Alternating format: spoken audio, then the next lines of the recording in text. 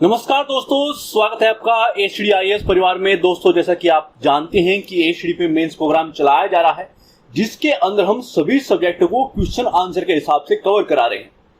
वहां पर आपको सभी पॉइंट मिल जाएंगे। देखिए, सबकी चाह होती है कि मेरे सारे सब्जेक्ट ऐसे कवर हो जाएं कि मुझे सोचने की जरूरत ना पड़े कि इसमें मुझे शुरुआत कैसे करनी है, कोई क्वेश्चन को समझने में आसानी हो जाए, उस क्वेश्चंस में कैसे पॉइंट देने हैं ये मुझे पहले ही पता हो, मेरा सोचने में कोई टाइम ना जाए, मुझे पृष्ठभूमि कैसे लिखनी चाहिए, मुझे कैसे मेरी प्रेजेंटेशन होनी चाहिए, मुझे निष्कर्ष कैसे लिखना चाहिए, मुझे पहले ही पता हो।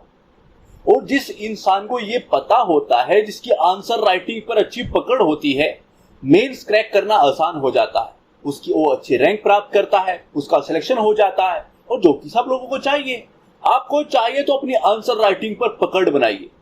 देखिए, यदि कोई पूछे कि बस एक बात आपको बताना है, सिर्फ एक पॉइंट का इस्तेमाल करना है और ये बताना है कि सब चीजों में से सबसे ज्यादा जरूरी चीज क्या है। यदि आप सिलेक्शन में बात करेंगे कि एक सफल इंसान के पीछे सबसे महत्वपूर्ण चीज आप क्या देखते हैं, तो वो होगी आंसर राइटिंग, उसकी आंसर राइटिंग स्किल। उसकी आंसर राइटिंग स्किल कैसी है, जब वो लिखता है तो वो उसकी प्रेजेंटेशन कैसी होती है, उसके आंसर में प्रवाह कैसा होता है, कैसे वो दिखता है। यानी कि जो एग्जामिनर है, जो कॉपी चेक कर रहा है, उसके आंसर को कैसे देख रहा है, कितना आसान हो गया है उसकी चीजों को देखना, उसका प्रस्तुतिकरण कैसा है, उसके आंसर में प्रवाह कैसा है, वो कैसे स्टार्ट करता है, वो क्वेश्चन को जो लिखा गया है, जो प्रॉपर पूछा गया है, क्या उसका ही आंसर देता है। तो आंसर राइटिंग स्किल जिसकी है वो ही सिलेक्शन प्राप्त करेगा। तो उसको डेवलप कीजिए। तो आइए देखते हैं कि आज के इंपॉर्टेंट क्वेश्चन कौन से हैं। और इसी तरीके से डेली क्लासेस आ रही हैं और ये आपको हेल्प करती हैं, आपके प्रॉपर सब्जेक्ट तैयार होते जा रहे हैं। बहुत ही मामूली क्वेश्चन होंगे, मगर उसमें ही आपका बहुत ही टाइम चला जाता है उसको कम करने के लिए। तो आइए देखते हैं, क्वेश्चन को समझते हैं और फिर को लिखने का प्रयास करते हैं। पहला क्वेश्चन है कि भारतीय संविधान को उधार का थैला कहा जाता है, परंतु यह धारणा केवल एक मिथक है, इस पर हमें स्पष्ट करना है। क्वेश्चन लिया गया है, नॉर्मल सा क्वेश्चन है। दूसरा क्वेश्चन क्या है कि भारत का ढांचा संघात्मक है किंतु उसकी आत्मा एकात्मक है। विश्लेषण कीजिए। दोनों ही क्वेश्चन सीधे डायरेक्टली नॉलेज से संबंधित हैं, मगर उसी चीज में आपका काफी टाइम चला जाता होगा कि आपको लगता होगा कि यही क्वेश्चन मैं 10-15 मिनट में लिखता हूं ताकि मेरा अच्छा आंसर लिख पाऊं। तो बहुत सारी प्रॉब्लम्स होती है, कुछ क्वेश्चन नहीं समझ पाते, वहां से लेकर और एक अच्छे आंसर लिखने तक उसके बीच में टाइम मैनेजमेंट, स्पीड की प्रॉब्लम हो रही है, आप अच्छा नहीं लिख पा रहे हैं, पॉइंट का नहीं पता है, कैसे लिखूं कैसे ना लिखूं, प्रेजेंटेशन कैसी हो, मेरा जो है मैं प्रस्तुत कैसे करूं, बहुत जो भी आपकी प्रॉब्लम्स है इस मेंस प्रोग्राम के तहत सब हल हो जाएगी। ठीक है, तो आइए शुरुआत करते हैं। देखिए, क्वेश्चन को मैं एक बार फिर से आपके सामने पढ़ देता हूं, आपके बारे में देखते हैं उसमें क्या पूछा गया है। देखिए, भारतीय संविधान को उधार का थैला कहा जाता है। ठीक है, यहां से स्पष्ट हो रहा है कि क्वेश्चन क्या पूछना चाहता है, वो हमसे क्या जानना चाहता है। परंतु यह धारणा केवल एक मिथक है, यानी कि जो बोला गया है, जो आरोप लगाया गया है हमारे संविधान के ऊपर कि हमारा संविधान उधार लिया गया है, वो एक उधार का थैला है। ठीक है, वो एक मिथ है। ठीक है, तो उसके बारे में हमने पॉइंट देने हैं। तो आइए शुरुआत करेंगे। पहले क्या करेंगे, देखिए कोई भी क्वेश्चन है, उसके पृष्ठभूमि, उसका मुख्य भाग, उसके मुख्य भाग में हम क्या करेंगे, दो चीज है। एक तो वो पॉइंट बताएंगे कि हमें थैला क्यों कहा जाता है, हमारे संविधान को उधार का थैला, वो कौन कौन से पॉइंट है उनका जिक्र करेंगे हल्का सा। ठीक है, कुछ पॉइंट देंगे और फिर किस पे बात करेंगे, परंतु यह धारणा केवल मिथक है, यानी कि वो सारे पॉइंट बताएंगे कि ये जो बोला गया है, ये जो आरोप लगाया गया है, ये गलत है। तो मुख्य भाग में इन दोनों पॉइंट पे बात करेंगे। ठीक है, और फिर निष्कर्ष लिख देंगे और क्वेश्चन खत्म। बस ऐसे ही। और उसको प्रस्तुत कैसे करना है, कैसे वो अच्छा दिख सकता है और कौन कौन से पॉइंट देने हैं। अब मैं बोलता रहता हूं कि ये पॉइंट आपके पास ले जाएंगे, तो इनकी इंपॉर्टेंट क्या है भाई, हम पढ़ाई तो करते हैं ना, नोट्स पढ़ते हैं, बुक्स पढ़ते हैं, क्लासेस भी दी हुई है, फिर आप ऐसा बार बार की पॉइंट आ जाएंगे, हमें पता है क्या क्या चीजें हैं, फिर ऐसा क्यों बोलते हो। तो उसके बहुत सारे कारण होते हैं, मैं आपको बताता चलूंगा। आइए इसकी शुरुआत करते हैं। देखिए, भारतीय संविधान इसकी विषय वस्तु और भावनाओं के संदर्भ में अद्वितीय है। यद्यपि दुनिया के लगभग हर संविधान से उधार लिया गया है, भारतीय संविधान में कई प्रमुख विशेषताएं हैं जो इसे अन्य देशों के संविधान से अलग करती है। शुरुआत हो गई, जो क्वेश्चन में पूछा गया उसी से संबंधित पृष्ठभूमि थी और ये बहुत इंपॉर्टेंट होता है। पहले आप क्वेश्चन को अच्छे से समझिए, उसकी आपसे क्या डिमांड है, इसको पूरा करिए। पहला क्वेश्चन का काम यही है, आपके सामने क्वेश्चन आया, बस आपका पहला काम यही है कि आप एग्जैक्टली जल्दी से ये देख लें कि उसमें एक्चुअल में पूछा क्या गया है, उसकी हमसे क्या डिमांड है। आपके दिमाग में स्टेक बन गया कि भाई ऐसे पृष्ठभूमि, ऐसे मुख्य भाग में ये और ये 2 या 3 या जो भी पॉइंट पूछा गया है वो मुझे पूरे करने हैं, ठीक है। और फिर मैं निष्कर्ष लिख दूंगा। वो ऐसे आपकी नॉलेज इतनी अच्छी हो, इतनी पॉइंट टू पॉइंट हो कि उसको आपको बस एक्सटेंशन यहीं पर दिमाग में बन जाए कि ठीक है ऐसे हाँ ठीक है, उसको ऐसे करूंगा यहाँ पे खत्म कर दूंगा, चलो लिखना स्टार्ट करते हैं। बस आपने क्वेश्चन पढ़ा, फिर आपका पेन नहीं रुकना चाहिए। वो होगा कैसे? प्रैक्टिस से। कौन इतनी प्रैक्टिस कराएगा, कौन इतने क्वेश्चन लेके आएगा, हर पॉइंट पे, हर टॉपिक पे, हर सब्जेक्ट कौन कवर कराएगा? वो एच स्टडी कराएगी, हम लोग करा रहे हैं। तो वो समझ में आ रहा है कि पॉइंट क्यों इंपॉर्टेंट है। आपका टाइम बचाते हैं, आपको उस तरीके से पढ़ना दिखाते हैं, आपको क्वेश्चन को समझने का तरीका बताते हैं, पृष्ठभूमि कैसे लिखी जा सकती है। क्योंकि बहुत सारा कंफ्यूजन होता है किसी भी टॉपिक से संबंधित। आपको पता होगा कि भाई 2-3 हजार वर्ड्स हो सकता है कि आपको उससे संबंधित पता हो, उसकी नॉलेज आपको, वहीं पे कंफ्यूजन पैदा हो जाता है कि यार ऐसे लिखूं कि ऐसे लिख दूं, शायद ये ज्यादा अच्छा रहेगा कि ये ज्यादा अच्छा रहेगा। और उस कंफ्यूजन में आप 1 या 1.5 मिनट खर्च कर देते हैं, जो आपको भारी पड़ती है लास्ट में जाके। जो आप मेंस का पूरा टेस्ट दे रहे हो या फिर आप मेंस लिख रहे होंगे, तो आपको पता चलेगा कि वो सोचने के अंदर जितना भी टाइम जाएगा, वो जितनी भी टाइम खोटी होगी, वो आपको लास्ट में जाके आपको दुख देगी। तो आपकी प्रैक्टिस, आपका सब कुछ इतना होना चाहिए कि उस तरह की थिंकिंग ना करनी पड़े। क्वेश्चन समझ में आया, स्ट्रक्चर तुरंत दिमाग में बना, प्रोसेस पूरा स्पीड से और चीजें हुई और बस कर दिया, और आपका ऐसा दिखे कि यार वाकई आंसर लिखा है, पढ़ना अच्छा लग रहा है। एग्जामिनर जो कॉपी चेक कर रहा है उसके दिल में धारणा बने कि इस बंदे का सिलेक्शन होना चाहिए, ये डिजर्व करता है, ये मेहनत करता है, ठीक है। आगे बढ़ते हैं। देखिए अब पॉइंट टू पॉइंट चीजें लेते हैं। देखिए संविधान की कई महत्वपूर्ण विशेषताएं अन्य स्रोतों से प्रेरित थी। अब उसके वो कुछ पॉइंट दे देते हैं क्यों हमें हमारा जो संविधान है उसको उधार का थैला बोला जा रहा है, कि भाई ये लिया गया संविधान। तो वो कौन कौन से पॉइंट हैं, किस हिसाब से हम पे वो आरोप लगते हैं, हमारे संविधान पे वो आरोप लगाए जाते हैं, ठीक है। पॉइंट टू पॉइंट करेंगे। अब मैं पॉइंट टू पॉइंट क्यों करता रहता हूं, ये आपको आज पता चलेगा। देखिए संघीय योजना, न्यायपालिका, राज्यपाल और कार्यपालिका आदि जो है भारत सरकार अधिनियम 1935 की सब दर सब प्रतिलिपि है। तो आरोप का एक कारण तो ये, ठीक है, समझ में आया। एक पॉइंट में आपने 1935 की बात रख दी। दूसरा कि सरकार का संसदीय स्वरूप, कैबिनेट प्रणाली और विधि का शासन आदि जो है वो ब्रिटेन की प्रणाली से लिए गए हैं। ब्रिटेन का सिस्टम खत्म, ठीक है। वन लाइनर में आपकी चीजें पूरी हो गई, यानी कि शॉर्ट चीजें में आपने अपनी बात रख दी, ठीक है। मौलिक अधिकार और राज्य के नीति निर्देशक तत्व जो हैं वो क्रम से अमेरिका और आयरिश संविधान से जो है प्राप्त हुए थे। फ्रांसीसी संविधान स्वतंत्रता, समानता, बंधुत्व के आदर्श फ्रांसीसी संविधान से प्रेरित हैं। दक्षिण अफ्रीका की बात करें तो संविधान संशोधन विवरण दक्षिण अफ्रीका संविधान से लिया गया है। अब दिमाग में आ रहा होगा कि कुछ पॉइंटों का यूज करते हुए बता तो दिया, ठीक है, अन्य भी पॉइंट दे सकते हैं। कुछ पॉइंटों का यूज करना है क्योंकि वर्डिंग का ध्यान में रखना होता है कि भाई एक्चुअल में वर्डिंग से ज्यादा चीजें ना जाएं, ठीक है। बहुत सारे एग्जांपल हैं पॉइंट टू पॉइंट क्यों ले रहे हैं। लेकिन हमारे पास एक कमेंट भी आया था कि सर टाइम का मैनेजमेंट कैसे करें, मेरी स्पीड उतनी नहीं है कि मैं ऑन टाइम पे जो है जितना टाइम चाहिए किसी क्वेश्चन को लिखने के लिए उसमें नहीं लिख पाती, ठीक है। अब उस उम्मीदवार की एक प्रॉब्लम है कि भाई ऐसे नहीं लिख पाते हैं तो क्या करना चाहिए, हमें क्या करें, उसके बारे में हम क्या देखें। देखिए इसके कई पॉइंटों पे जो है आप सोल्यूशन कर सकते हैं और ये कई कारणों से ये चीजें सामने आती हैं। तो पॉइंट टू पॉइंट बात करते हैं। फर्स्ट क्या है, नॉलेज। उसके अंदर 2 पॉइंट हो सकते हैं। फर्स्ट क्या कि आपकी नॉलेज जो है यानी कि उससे संबंधित जिस टॉपिक पे आप लिखना चाह रहे हैं उस टॉपिक पे आपकी नॉलेज अधिक हो, यानी कि आपको पता है उस टॉपिक के बारे में अच्छी खासी नॉलेज आप रखते हैं। 2000, 3000, 4000 आपके पास वर्ड्स हैं उससे संबंधित, उस टॉपिक से संबंधित आप अच्छी खासी नॉलेज रखते हैं, मगर उस तरीके से नहीं रखते हैं। जैसे कि ये पॉइंट टू पॉइंट है, आपने लिखा कि भाई चीजें बिल्कुल क्रिस्टल क्लियर है और यहाँ पर है बिल्कुल, तो लिखना आसान हो जाता है।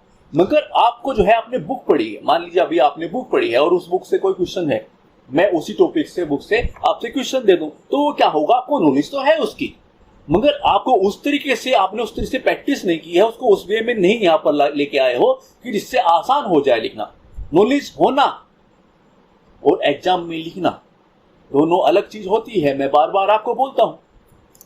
दूसरी चीज क्या है, इससे प्रॉब्लम होती है, आप अपनी पढ़ाई का वे जो है ऐसे लेके आओगे, आपने पढ़ लिया उसको, पढ़ भाई आपके पास नॉलेज हो गई, बेस तैयार हो गया कि हाँ चीजें ऐसे ऐसी थी। अब कहां पर आते हैं, अब एग्जाम पे आते हैं, एग्जाम की डिमांड क्या है, फिर वहां पे आना है आपको, आपकी प्रैक्टिस उस तरीके से हो जाएगी तो चीजें वहां पर आनी स्टार्ट हो जाएगी। अब नॉलेज के अंदर ही दूसरे पॉइंट पे बात करते हैं, वो क्या है कि आपके पास वर्ड्स कम है, यानी कि उससे संबंधित नॉलेज कम है, तो आप सोच सोच के लिखते हैं कि भाई ये अच्छा ये भी लिख सकता हूँ, अच्छा वो लिख दूं क्या, समझ रहे हो। ये प्रॉब्लम्स यहाँ अधिक की वजह से होती है, यहाँ पर कम की वजह से होती है। आपको अच्छे से उसके बारे में जानते ही नहीं हो तो सोच सोच के जो लिखोगे तो टाइम तो अधिक लगेगा। तो आपकी नॉलेज को बढ़ाना है, हमें उसके बारे में सटीक तरीके से जो है अच्छे तरीके से जो हमारे काम आए, आपको नॉलेज उसकी लेनी है जो कि सिलेबस के अनुसार इंपॉर्टेंट है वो, ठीक है। नॉलेज बेस होगी तो फर्स्ट बात तो हो गई ये। दूसरी पॉइंट पे बात करते हैं, वो क्या हो सकता है भाई। देखिए आप अपना सिलेबस देखिए, आप पीसीएस की तैयारी कर रहे हैं या फिर आईएएस की, तो उसमें आपको जब आप ध्यान से सिलेबस को देखोगे तो आपको एक चीज दिखाई देगी, और आप पीवाईक्यू देखोगे तो आपको दूसरी चीज जो है कनेक्ट होंगी। वो कैसे कि कुछ वर्ड हैं, समावेशन, धर्मनिरपेक्षता, संप्रदाय, क्षेत्रवाद, अलग अलग, जीएस 1 में अलग, 2 में अलग, 3 में अलग, ठीक है। तो ऐसे आपको जीएस के अंदर अलग अलग चीजें जो है वर्डिंग दिखाई देंगी कि ये है निवेश की बात हो रही है, समावेशन की बात हो रही है, धर्मनिरपेक्षता की बात हो रही है, क्षेत्रवाद की बात हो रही है। मैं एक एग्जांपल आपको रख रहा हूं, ठीक है। तो ऐसे काफी वर्ड हैं, उनके चारों ओर है जो है काफी क्वेश्चंस घूमते हैं, ठीक है। तो आपको क्या करना है, उनकी तैयार कर लेने हैं, उनकी जो है 20-30 वर्ड्स के अंदर जो है उनकी डेफिनेशंस तैयार कर लेनी है, उनके बारे में उनके पॉइंट्स तैयार कर लेने हैं। उससे क्या बेनिफिट होगा, ये दूसरा पॉइंट मैं आपको बता रहा हूं। उससे क्या बेनिफिट होगा, जब भी आपके सामने उनसे संबंधित क्वेश्चन आएगा, मान लीजिए धर्मनिरपेक्षता से संबंधित कोई क्वेश्चन आया, तो आपको सोचना नहीं पड़ेगा कि मैं धर्मनिरपेक्षता के बारे में कैसे शुरू करूं। बस क्वेश्चन से पर्सपेक्टिव लेके क्वेश्चन में कैसे पूछा गया है, बस तुरंत आप जो है लिखना और धर्मनिरपेक्षता के बारे में चीजें उससे संबंधित करना स्टार्ट कर दोगे, क्योंकि वो आपके 20-30 वर्ड्स के अंदर तैयार है। तो टाइम खोटी कम होगी। सोचना, देखिए आपकी नॉलेज, आपकी सटीक नॉलेज, आपकी पॉइंट टू पॉइंट नॉलेज आपका सोचने का टाइम कम करती है, और टाइम कम होगा तो लिखना ज्यादा होगा, स्पीड बढ़ेगी। टाइम कम होगा तो आप आंसर दे पाओगे। दूसरी चीज कि कुछ क्वेश्चन के साथ, देखिए फर्स्ट क्वेश्चन क्या है, ये चीज हो गई, दूसरा ये हो गया, तीसरा आपको क्या करना है, तीसरा भाई आप एक क्वेश्चन लिखते हो, एक क्वेश्चन उसका आंसर आप देते हो, तो उससे क्या होता है, आप उसको अच्छा लिखने का प्रयास करते हो कि मेरी पृष्ठभूमि ये, मेरे पॉइंट ये, और फिर मेरा निष्कर्ष ये, और मैं इसको बहुत बेहतरीन आंसर लिखूं। तो अच्छी बात है, लिखना चाहिए, मेरी प्रेजेंटेशन, मेरी पृष्ठभूमि, मेरा निष्कर्ष लिखना चाहिए, अच्छी बात है। तो उसके अंदर क्या होता है कि आपको ये प्रॉब्लम होती है कि उसको अच्छा लिखने के चक्कर में आप 14 से 15 मिनट ले चुके हैं, जहां पर आपको 8 मिनट के आसपास ही किसी क्वेश्चन का आंसर 200 के आसपास का जो लिखना था वो आप कितने में लिख दिए, 15 मिनट, दूसरा टाइम आपने ले लिया, ठीक है। या फिर 10 मिनट या 12 मिनट जो भी आप लेते हैं, मैं अलग अलग बंदे के अलग अलग तरीके से हो सकता है, ठीक है। तो उस चीज को समझने का प्रयास कीजिएगा कि आपको क्या करना है। आपको मल्टीपल क्वेश्चन लिखने का प्रयास करना है। कितना कि यदि आपके पास नॉलेज हो गई है, आप कुछ टॉपिक तैयार कीजिए, उनसे संबंधित चीजें, फिर आप जो है एक साथ 3, 4, 5, 7, 10 कुछ भी जो भी आपकी कैपेसिटी है जो एक बार में आप लिख सकते हैं। शुरुआत कर रहे हैं ना, मैं शुरुआत करने वाले बंदों से बात कर रहा हूं, ठीक है। तो जो शुरुआत कर रहे हैं आप एक साथ 4, 5, 6, 7, 8 कितने भी जो आपका हिसाब हो, उस तरीके से टाइमर लगा के कि भाई मैं एक क्वेश्चन 7 या 8 मिनट में लिखूंगी, ठीक है, और या लिखूंगा, तो उस हिसाब से जो है आप करिएगा कि 3-4 क्वेश्चन जो है एक साथ लिखिए। तो आप ये देखेंगे कि जिस क्वेश्चन का आपने 10-15 मिनट ले रहे थे, उसी क्वेश्चन में आपने शुरुआत में तो नॉर्मल 10 मिनट या 9 मिनट के आसपास का टाइम लिया, मगर आपके दिमाग में ये चीजें चलनी स्टार्ट हो गई कि मेरा टाइम जा रहा है, मेरा टाइम जा रहा है। उससे कम टाइम आप सेकंड क्वेश्चन में लेंगे, उससे कम टाइम आप थर्ड क्वेश्चन में, उससे कम टाइम आप कितने में लेंगे, और फिर आप ऐसे ही प्रैक्टिस करते करते कहां पर चले जाएंगे, जितना टाइम चाहिए उतने ही आ जाएंगे, ठीक है। तो ये थर्ड चीज हुई। अब फोर्थ पे आते हैं। देखिए नॉलेज की चीजें हो सकती हैं, अब जरूरी नहीं है कि स्पीड की ही प्रॉब्लम हो, जरूरी नहीं है कि स्पीड की ही प्रॉब्लम हो। हो सकता है नॉलेज की हो सकता है आपकी जो चीजें हैं जैसे मैंने आपको बताया इसकी प्रॉब्लम्स हो, स्पीड की भी हो, इसका सोल्यूशन हो जाएगा, उसकी टेंशन नहीं है। ठीक है, फर्स्ट चीज क्या है, आपको क्या करना है, ये सब चीजें तो आपको करनी ही है, इस चीज को लेके आइए तो स्पीड जो है ठीक होनी स्टार्ट हो गया। आपको ध्यान देना है कि आप 8 मिनट में लगभग 200 से 220 वर्ड तक लिख सकते हो। अब आप सोचेंगे कि मैं लिखना सोचूंगा, मैं कुछ आप मेरे पास मुझे कुछ आता है और मैं लिखने का प्रयास करूंगा, उसको देखने का प्रयास करूंगा, लिख पाता हूं, वो नहीं करना है। आप किसी भी टॉपिक जो आप बहुत बेहतरीन है, जिसमें आपको 1 सेकंड का भी सोचने का टाइम ना लगे, बस ऐसा करना है। अब वो क्या करेंगे, आप 1 सेकंड का भी सोचने का टाइम नहीं मिल रहा है कि भाई हाँ मुझे सोचना नहीं पड़ रहा है कुछ भी लिखने से पहले, बस उस तरीके से कोई भी चीजें चाहे अपने बारे में लिख दो कि भाई मैं आज अपने बारे में ही लिखूंगा। ठीक है, तो आप प्रयास कीजिएगा कि 8 मिनट में 200 से 220 वर्ड लिख सको। आप शुरुआत में हो सकता है 150 के आसपास आए, 170 के आसपास आए, ऐसा कुछ होगा।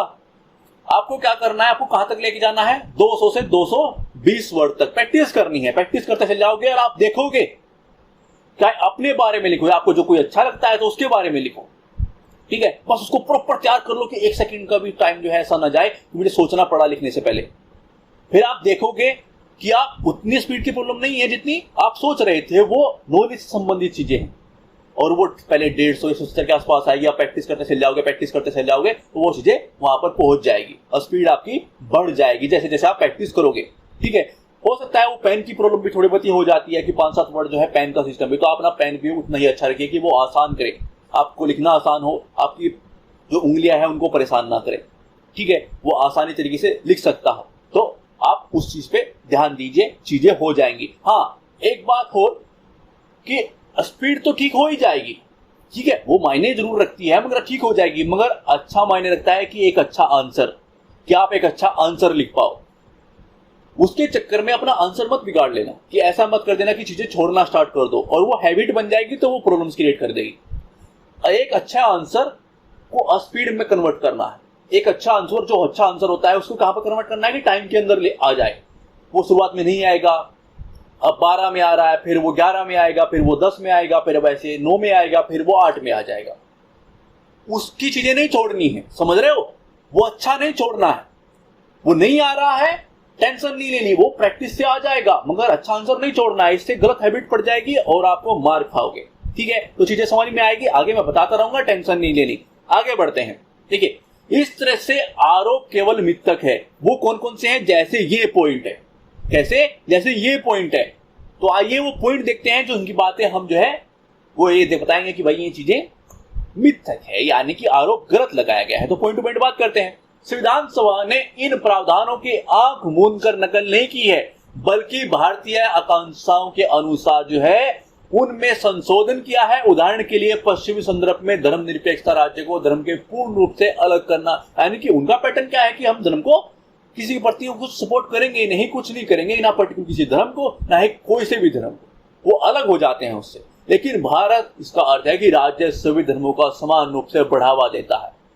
आप अपना प्रचार कीजिए, है मौलिक अधिकारों के अंदर हमारी चीजें हैं। ठीक है, दूसरा पॉइंट कि भारतीय संविधान ने अल्पसंख्यकों और समाज के पिछड़े वर्गों की जरूरतों को शामिल करने का प्रयास किया है। जैसे संविधान में अनुसूचित जनजाति क्षेत्रों के लिए विशेष प्रावधान।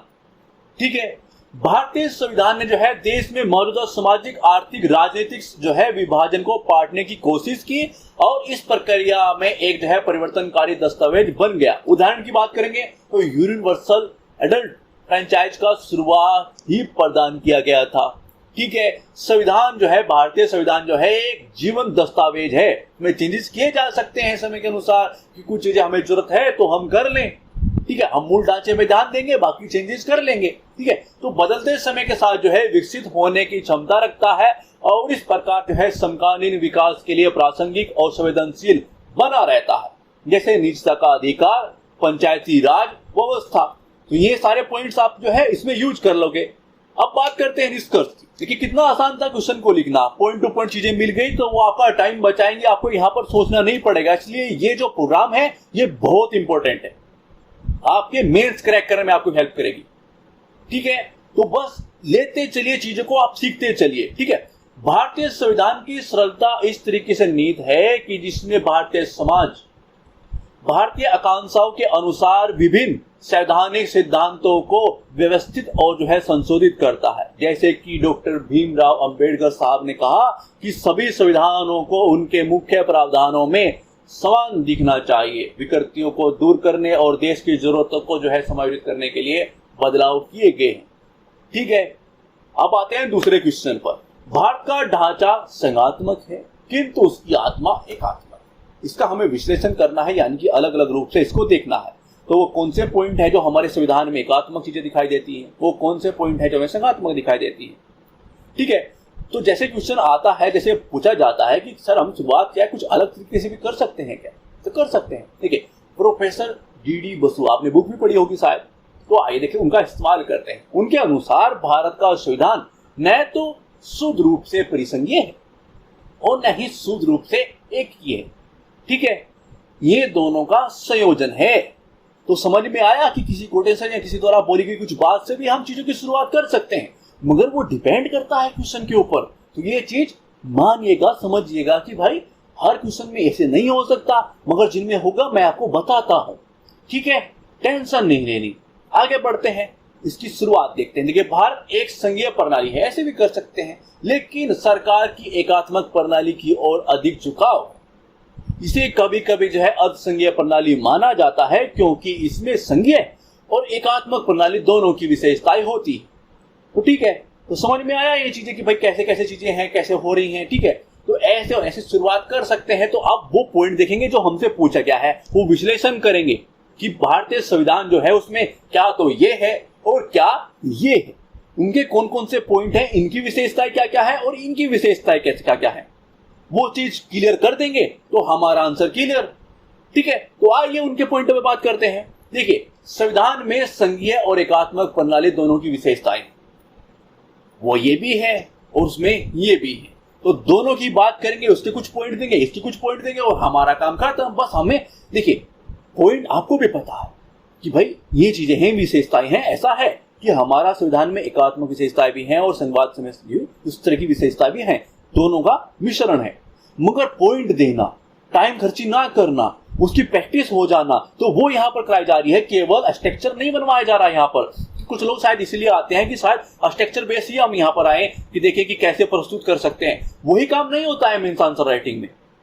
आपकी चीजें वैसे तैयार हो, पॉइंट टू पॉइंट चीजें तैयार हो, तो वो चीजें सही रहती हैं, वो आसान बना देती हैं आपकी राह को।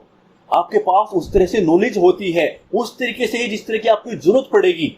जब आप मेंस लिख रहे होंगे, जब आप किसी क्वेश्चन का आंसर लिख के देखिए, आप लगातार एक साथ बैठ के 5 से 7 क्वेश्चन लिखिए, तो आपको महसूस होगा कि मेरे पास नॉलेज किस तरीके से होनी चाहिए, मुझे कैसे पढ़ाई करनी चाहिए, और मैं जो लिख पा रहा हूं मुझे उसमें अच्छा, जो यदि प्रोग्रेस करनी है उसको अच्छे आंसर में तब्दील करना है, तो मुझे क्या क्या करना होगा, टाइम कहां कहां पर बचाऊं, फ्लो चार्ट का यूज करूंगा तो टाइम कहां से बचाऊं, डायग्राम का यूज करूंगा तो टाइम कहां से बचाऊं, उसको कैसे प्रस्तुत करूं, वो सब आपको सोचना पड़ेगा। और वो चीज यहाँ पर हो रही है। ठीक है, तो यहाँ पर केवल स्ट्रक्चर या फिर ऐसा कुछ ऐसा नहीं है, सब कुछ बताया जाता है। ठीक है, तो आइए बात करते हैं पहले एकात्मक विशेषताओं की। उनके कुछ पॉइंट देखेंगे। किसी भी राज्य के राज्यपाल को केंद्र द्वारा नियुक्त या हटाया जाता है। भारत का एकल चुनाव, नियंत्रक, महालेखाकार, अखिल भारतीय सेवाओं की उपस्थिति। फर्स्ट पॉइंट, राष्ट्रीय आपातकाल के प्रावधान है। अनुच्छेद की बात करनी है। देखिए, ऐसे बिल्कुल ऐसे नहीं चला जाना कि भाई राष्ट्रीय आपातकाल के प्रावधान है और राष्ट्रपति शासन है तो ये चीजें दिखाई दे रही हैं। वो किसी पर्टिकुलर अनुच्छेद से संबंधित है तो प्लीज उसका जिक्र कीजिए। राष्ट्रपति शासन है, चाहे वो राष्ट्रीय आपातकाल के प्रावधान है, वो जहां से संबंधित है उनका आर्टिकल का जिक्र कर दीजिए। तो हमने कर दिया। तो आगे बढ़ते हैं। संसद राज्यों और राज्यों के कुछ हिस्सों को मिलाकर किसी भी राज्य के क्षेत्र को अलग करके एक नया राज्य बना सकती है। उदाहरण की बात करें तो 2019 में क्या हुआ, कश्मीर राज्य का पुनर्गठन हो गया, और ऐसे पहले भी हुए हैं। तो ये शक्ति किसकी है, ये विशेषता दिखाई दे रही है। बस ऐसे पॉइंट 2024 में 2025 में जब आप एग्जाम दोगे तो ये ध्यान रखना कि कुछ होगा, यदि कुछ हुआ तो बस अपडेटेड चीजों का यूज कर लेना। समझ रहे हो, ये हम चाहते हैं कि आपका सिलेक्शन हो, तो जो भी कुछ चेंजेस है तो वो कर लेना। ठीक है, राज्य केंद्र द्वारा जारी प्रचलित कानून और निर्देशों से बंधे हैं। अनुच्छेद 256, एकल संविधान और एकल नागरिकता किसकी विशेषता है, एकात्मक विशेषता है हमारे संविधान की। ठीक है, अनुसूची 7 की जो है संघ सूची के अंतर्गत अपेक्षाकृत अधिक महत्वपूर्ण विषय अवशिष्ट शक्तियां संघ के पास हैं। तो इससे क्या दिखाई देता है, जहां 7वीं अनुसूची विषय को बांट के वहां चली जाती है, कहां पर संघवाद में चली जाती है विशेषता, वहीं पर ही सबसे विशिष्ट और सबसे अच्छे विषय जो है और अधिक शक्ति संघ के पास होने से कहां चला जाता है, ये एकात्मक चीजों के पास। तो बस ये छोटी छोटी चीजें हैं, बस आपको अपने यहाँ पर ऐसे निकालना है। देखिए पढ़ाई करने के बाद, नॉलेज होने के बाद जो है आईएएस की प्रिपरेशन स्टार्ट होती है, पीसीएस की चीजें स्टार्ट होती है। तो बस दिमाग में आपने कुछ पढ़ लिया तो ये मत घुसा लेना कि चीजें हो गई हैं, उसके बाद ही तैयारी स्टार्ट होती है। अब बात करते हैं संघवाद संबंधित विशेषताओं की। एक अखिल संविधान संघवाद को जो है कायम रखने और संघीय विवादों को जो है सुलझाने के लिए एक प्रणाली का विवरण देता है, जैसे जो है अंतर्राज्यीय परिषद, वित्त आयोग और अनुच्छेद 131 के तहत जो है अनुसूचित जाति का मूल अधिकार क्षेत्र। सर्वोच्च न्यायालय द्वारा जो है एसआर बॉम्बई मामले में जो है संघवाद को संविधान की एक बुनियादी विशेषता के रूप में मान्यता दी गई। 7वीं अनुसूची में वर्णित राज्यों की सूची के तहत जो है कठोर संवैधानिक व्यवस्थाओं राज्यों के एक स्पष्ट रूप से निर्धारित शक्तियों के साथ एक दोहरी राजनीति का निर्माण करती है। तो समझ में आया कि चीजें कैसे हो रही हैं, कौन कौन से पॉइंट है कि भाई इसमें ये पॉइंट, ऐसे ये पॉइंट, और आपके पास पॉइंट टू पॉइंट चीजें जा रही हैं। राज्यसभा संघीय संविधान पर रोक लगाने के लिए एक संस्थागत व्यवस्था प्रदान करती है। संविधान की सर्वोच्चता स्वतंत्र न्यायपालिका केंद्र की जो है शक्ति को सीमित करती है। तो ये सब पॉइंट संघवाद विशेषता की, ये एकात्मक विशेषता की, बस इनको यूज कर लेना है। कहीं पर कुछ भी पूछा जाए, आपके पास पॉइंट होंगे तो यूज कर सकते हैं। क्वेश्चन हो सकता है कुछ अन्य तरीके से पूछ ले जाए, जहां पर सिर्फ एकात्मक विशेषताओं का आपको जिक्र करना हो, या फिर जहां पर सिर्फ संघवाद संबंधी विशेषताओं का जिक्र करना हो। आपको पता तो होगा कि मुझे क्या लिखना है और कैसे लिखना है और जल्दी में कैसे लिख सकता हूं। अब बात करते हैं निष्कर्ष की। देखिए, यद्यपि भारतीय संघवाद एकल सरकार और संघवाद की देखी गई कुछ विशेषताओं को दर्शाता है, परंतु भारतीय राजनीति की प्रकृति दोनों से भिन्न है। राज्यों को संघ से अलग होने का अधिकार नहीं है और संघवाद द्वारा निहित अधिकार है। ठीक है, तो हमारा प्रयास है कि आपका सिलेक्शन हो, तो प्लीज अन्य लोगों तक हेल्प पहुंचा दीजिए। हम आपसे बार बार रिक्वेस्ट करते हैं, ताकि उन तक चीजें जाएंगी तो वहां पर भी क्या होगा, उनको हेल्प होगी। जो चीजें 10-15 हजार, 5,000, 10,000 वो नहीं दे सकते हैं किसी चीज के लिए, वहां पर इनको हेल्प पहुंच जाएगी, उनका भी सिलेक्शन होने की चांसेस बढ़ जाएंगे, कि उनको वो चीज मिलेगी, कि उनको क्या करना है ये उनको पता चल जाएगा। तो प्लीज वीडियो को शेयर कर दीजिए, कुछ पुण्य कमा लीजिए। ठीक है, थैंक्स फॉर वॉचिंग, धन्यवाद।